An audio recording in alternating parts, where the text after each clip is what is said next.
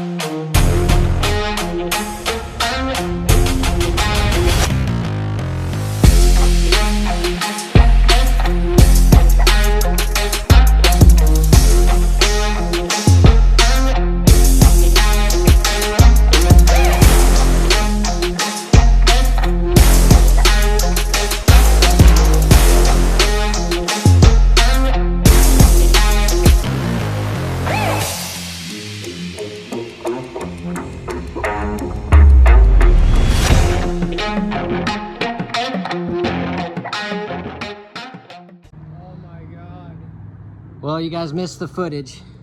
The GoPro ran out of battery, but we had to get this up here using a dolly and that little rolly from the DeWalt toolbox. But thank God for this prosthetic dolly. So we did it.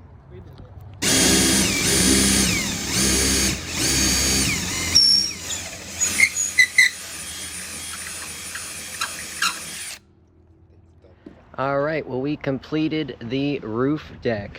Well, a good part of it anyways. We still need to get 2 more slabs, I think. But it's coming together. We got it drilled in. So it's looking nice. We got the 2 cameras set up here.